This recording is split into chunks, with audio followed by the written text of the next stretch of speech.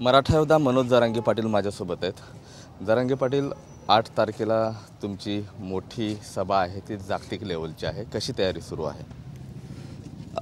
मी आता 1-2 दिवसांना जाणार आहे बघण्यासाठी काय तयारी कशी, कारण काय करोडोनं समाज तिथे येणार आहे। त्यांचे हाल पण नाही झाले पाहिजे, कारण एप्रिल पर्यंत बरं होतं, परंतु मे आणि जूनसुद्धा जरी जूनमध्ये पाऊस पडला तर लगेच पाणी होत नाही।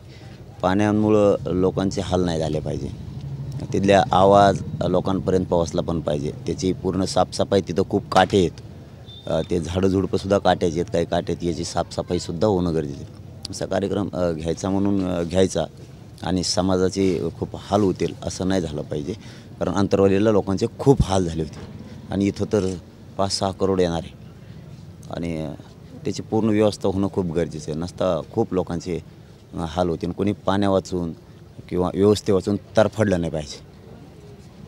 लोकसभा निवडणुकीचा प्रचार जो आहे तो शिगेला पोहोचलेला आहे आणि जरांगे पाटील प्रत्येक मतदारसंघात फिरतायत, नेते देखील तुम्हाला भेटण्यासाठी येतात, काय चर्चा होतं? नाही काही चर्चा नाही राव, येते तर फोटो काढी देत आणि वेगळं टाकी देत। पण मराठा समाजाला माझी विनंती, तुम्हाला जे करायचं ना त्याच्यावर तुम्ही ठामच राहा। हे येत राहतील जात राहतील, एखाद्या दिवशी यांचा डाव बी असू शकतो, याच्या पाठीमागं काहीतरी 100% काहीतरी असू शकतं। हे येतील जातील, तुम्ही कन्फ्यूज होऊ नका कोणीच, अजिबात नाही, कारण मी काय समाजाला सोडून काही करू शकत नाही, परंतु काहीतरी डाव असतो कोणाचा, मग ते येणार जाणार। आंदोलनाच्या काळात नाही येता आलं, आंदोलनाच्या काळात आमच्या आई बहिणीचे अश्रू पुसता नाही आले कोणाला, काही नाही तर काळा दिवससुद्धा पाळला। आता ते येऊन गेल्यावर आम्हाला माहीत व्हायला लागलं, आधी माहीतच नव्हतं आम्हाला कोण काय मागं टीका केलेल्या आहेत, माहीत नव्हतं। येऊन गेल्यामुळे बऱ्याचशा गोष्टी व्हायला लागल्या, पण मी काय कोणाचा विरोधक नाही आहे, कोणाला पाठिंबा पण दिलेला नाही। मग ते महाविकास आघाडी असो नाही तर ती युती असो, आम्ही कोणालाच पाठिंबा दिलेला नाही आणि अपक्षाला पण नाही। मात्र पाटील साहेब, काल अजित पवारांचा मुलगा यश पवारांशी तुमचं बोलणं झालं, दोघांचा संवाद झाला, काय संवादामध्ये काही वेगळं पण होतं काय? नाही काय नाही, काल नाही आज आले सकाळी। मी म्हणजे माझ्या अगोदरच येऊन थांबलेले होते, ते येऊन थांबले होते। आता हे बघा, ते आता मराठ्यांचं केंद्र, तिथं काय कोणाला नाही येऊ मला नाही म्हणता येत, तिथं कोणी येऊ शकतो जाऊ शकतो, पण कोणी आला तरी मराठ्याने त्यांच्या मतावर ठामच राहायचं आहे, कारण ते आले म्हणजे काय मी पाठिंबा दिलेला नाही, मग तो कोणी येऊ। पण मला एक कळत नाही दादा, ही वेळच आली नसती ना, ही वेळच आली नसती, तुम्ही जर आमच्यावर हल्ला केला नसता, तुम्ही खोट्या केसेस लाखांनी पोरावर केल्या असत्या, 350-400 बलिदान गेले, आमच्या आई बहिणीचं कंपाळ उघडं पडलं आहे, ते मला नाही विसरता येणार की ते आले गेले म्हणजे काय मराठा समाजानं काही मनात वेगळं घेण्याची काय गरज नाही। मी नाही विसरत हे योगदान मराठ्यांच्या बलिदानाचं। आत्ता मी इथं वाहेगावला जाऊन आलो, गेवरा तालुक्यात, तिथं चव्हाण बंधू त्यांचा ॲक्सिडेंट झाला होता, की इतकं मी आत्ता बघितलं ना, अक्षरशः इतके भयान परिस्थिती आहे, मी ते योगदान नाही व्हायला जाऊ देणार।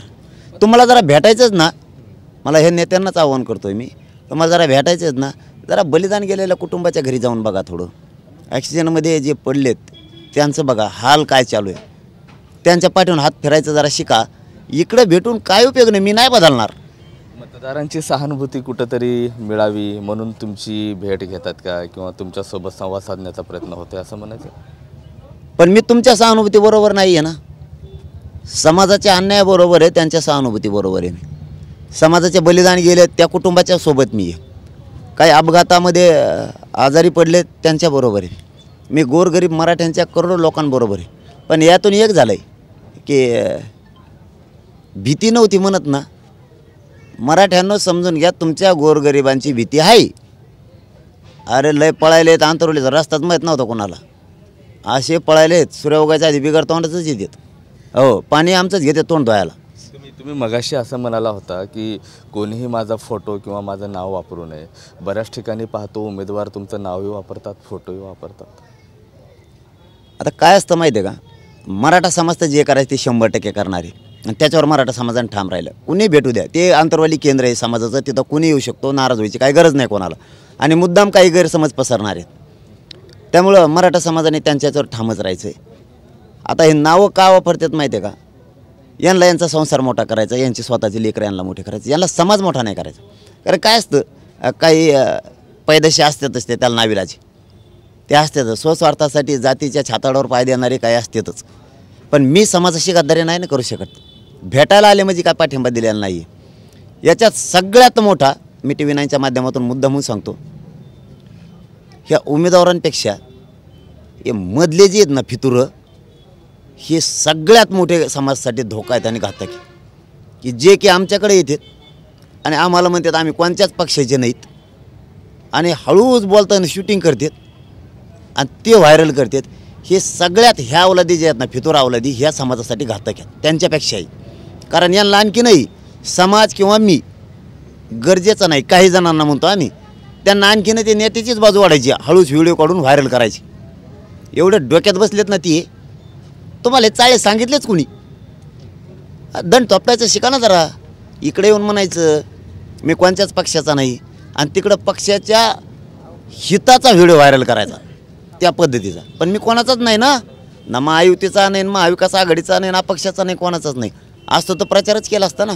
हे अंतरावलीत येतात याचा अर्थ असा नाही आहे की मी त्यांना पाठिंबा दिला आहे. अजिबात नाही. ते केंद्र आहे, तिथं कुणी येत आहे आणि तिथं मराठा समाज कोणी येतो त्याला भेटणं आवश्यक आहे. त्यामुळे ते पण येतात आणि मी काय त्यांना जा म्हणू शकत नाही. तिथून माझ्या जागेवर मराठा समाज तुम्ही असतात तरी तुमच्या दारातला माणूस तुम्ही थोडंच म्हणणार आहेत. राजकीय पुढाऱ्यांना आता भेटणं तुम्ही टाळणार आहेत का? मग अशा पद्धतीचा जर तुमचा अपप्रचार होत असेल, सोशल माध्यमामधून तुमचा उपयोग ते करून घेत असतील तर तुम्ही भेट टाळता?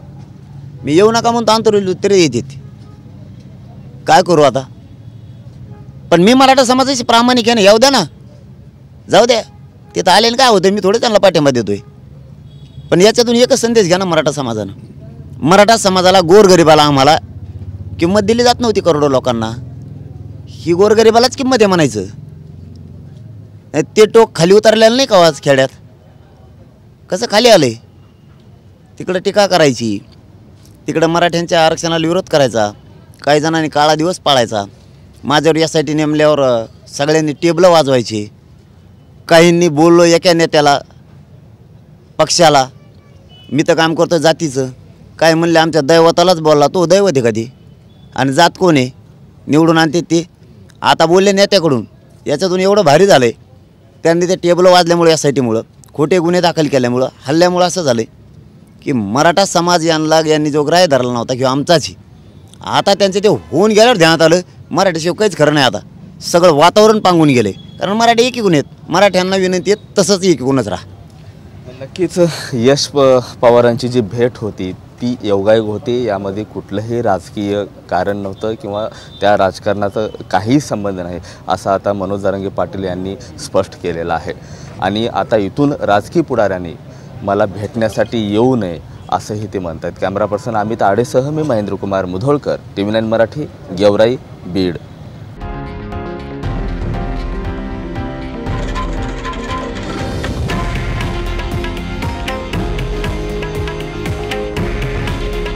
हे आहे देशातील नंबर 1 न्यूज नेटवर्क आणि आपण पाहत आहात TV 9 मराठी.